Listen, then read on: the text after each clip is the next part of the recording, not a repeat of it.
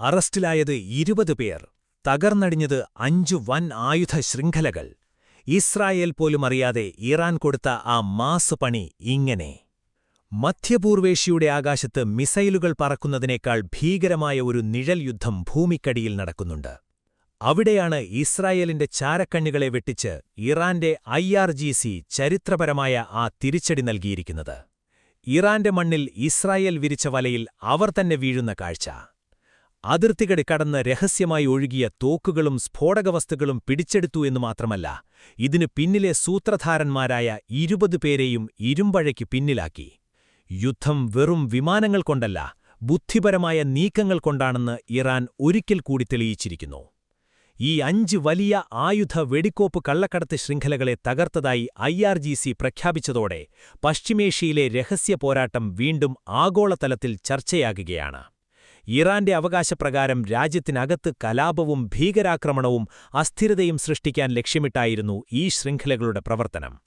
Intelligence ഓപ്പറേഷനുകളുടെ ഭാഗമായി 20 പേരെ arrest ചെയ്തതോടൊപ്പം വൻതോതിൽ ആയുധങ്ങളും സ്ഫോടകവസ്തുക്കളും പിടിച്ചെടുത്തു എന്ന വാർത്ത ഇറാനിയൻ മാധ്യമങ്ങൾ രാജ്യത്തെ അകത്തുനിന്ന് കത്തിക്കാനുള്ള ഗൂഢാലോചന തകർത്ത ചരിത്ര നീക്കം എന്ന രീതിയിലാണ് അവതരിപ്പിക്കുന്നത്.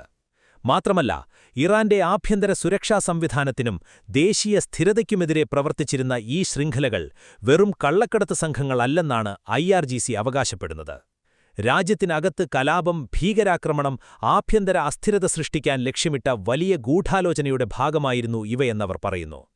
മെയ് 12-ന് പുറത്തിറക്കിയ ഔദ്യോഗിക പ്രസ്താവനയിൽ ഇന്റലിജൻസ് ഓപ്പറേഷനുകളുടെ ഭാഗമായി 5 തീവ്രവാദ സെല്ലുകളിൽ നിന്നായി 20 പേരെ തിരിച്ചറിഞ്ഞ് കസ്റ്റഡിയിലെടുത്തതായി IRGC വ്യക്തമാക്കി.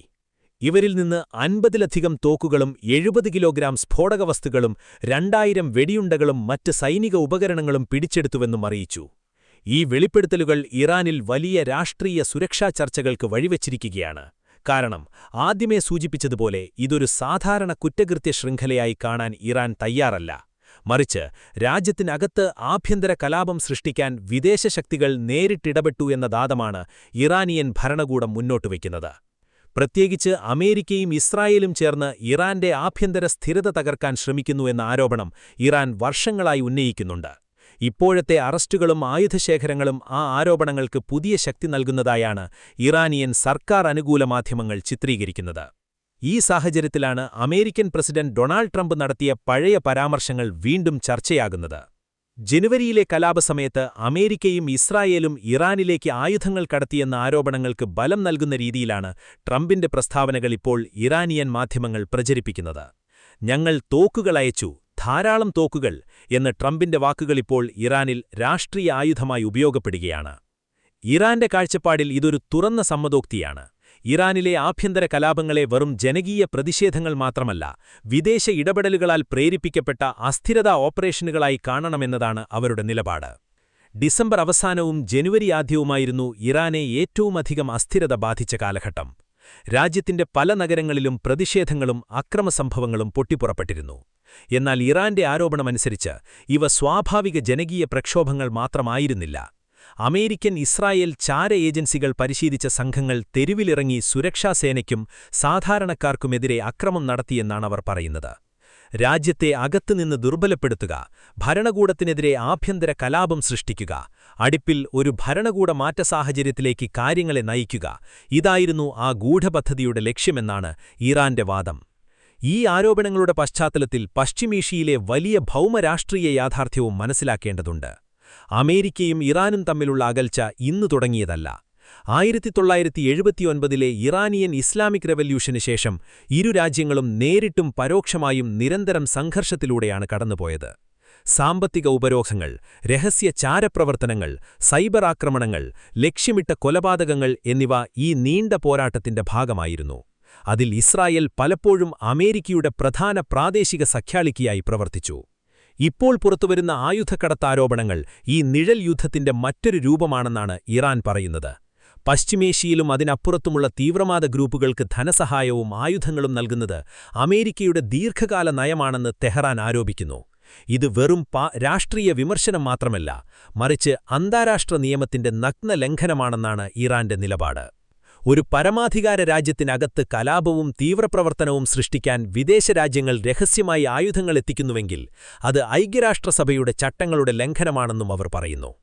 ഇതിനിടെ ഫെബ്രുവരി അവസാനം ആരംഭിച്ച അമേരിക്കൻ ഇസ്രായേൽ ആക്രമണങ്ങളും സ്ഥിതിഗതികൾ കൂടുതൽ വഷളാക്കി. ഇറാന്റെ കണക്കുപ്രകാരം പ്രകോപനമില്ലാത്ത സൈനിക നടപടികളാണ് അമേരിക്കയും ഇസ്രായേലും ആരംഭിച്ചത്. അതിന് മറുപടിയായി ഇറാൻ നടത്തിയ നിർണായക പ്രതികാര നടപടികൾ പശ്ചിമേഷ്യയെ ഒരു വലിയ യുദ്ധത്തിന്റെ വക്കിലെത്തിച്ചു. അടിപ്പിൽ ഏപ്രിൽ 8-ന് വെടിനിർത്തൽ പ്രഖ്യാപിക്കപ്പെട്ടെങ്കിലും ഇറാനെ എതിരുള്ള അമേരിക്കൻ സമ്മർദ്ദം അവസാനിച്ചില്ലെന്നാണ് ഇറാൻ ആരോപിക്കുന്നത്. പ്രത്യേകിച്ച് സമുദ്ര അവരോധനങ്ങളും സാമ്പത്തിക ഉപരോധനങ്ങളും തുടരുന്നതിനെ അവർ അപ്രഖ്യാപിത യുദ്ധമെന്നാണ് വിശേഷിപ്പിക്കുന്നത്. ഈ സാഹചര്യത്തിൽ IRGCയുടെ പുതിയ ഓപ്പറേഷൻ ഒരു സുരക്ഷാ നടപടി മാത്രമല്ല, ശക്തമായ രാഷ്ട്രീയ സന്ദേശവുമാണ്. രാജ്യത്തിനകത്തെ വിദേശ ഗൂഢാലോചനകൾ തകർക്കാൻ ഞങ്ങൾ തയ്യാറാണെന്ന സന്ദേശമാണ് ഇറാനിയൻ ഭരണകൂടം ലോകത്തിന് നൽകുന്നത്. അതേസമയം ഈ സംഭവവികാസങ്ങൾ പശ്ചിമേഷ്യയിൽ ഒരു പുതിയ രഹസ്യയുദ്ധഘട്ടം ആരംഭിച്ചുവെന്ന ആശങ്കയും ഉയർത്തുന്നു. കാരണം നേരിട്ടുള്ള യുദ്ധങ്ങളിൽ നിന്നുമാറി രാജ്യങ്ങളിപ്പോൾ കൂടുതൽ ആശ്രയിക്കുന്നത് ചാരപ്രവർത്തനങ്ങൾ, പ്രോക്സി ഗ്രൂപ്പുകൾ, ആഭ്യന്തര അസ്ഥിരത സൃഷ്ടിക്കുന്ന ഓപ്പറേഷനുകൾ എന്നിവയിലേക്കാണ്. ഇസ്രായേലിന്റെ കണക്കുകൂട്ടലുകൾ തെറ്റിച്ചുകൊണ്ട് ഇറാൻ പണികൊടുത്തു കഴിഞ്ഞു. പക്ഷേ പശ്ചിമേഷ്യൻ രാഷ്ട്രീയത്തിൽ പകരത്തിന് പകരമെന്നത് ഒരു സ്വാഭാവിക നിയമം മാത്രമാണ്. ഈ നീക്കത്തിന് ഇസ്രായേൽ നൽകാൻ പോകുന്ന മറുപടി എന്തായിരിക്കും? കാത്തിരുന്ന് കാണാം. വരാനിരിക്കുന്നത് ഇതിലും വലിയ വെളിപ്പെടുത്തലുകളാകാം. ഒടുവിൽ ഏത് വൻശക്തികൾ ഒന്നിച്ചാലും, എത്ര നിഗൂഢതന്ത്രങ്ങൾ മെനഞ്ഞാലും അന്തിമ വിജയം സത്യത്തിന്റെ പക്ഷത്തായിരിക്കും. അത് ഈ ലോകം വരും ദിവസങ്ങളിൽ സാക്ഷ്യം വഹിക്കാൻ പോകുകയാണ്.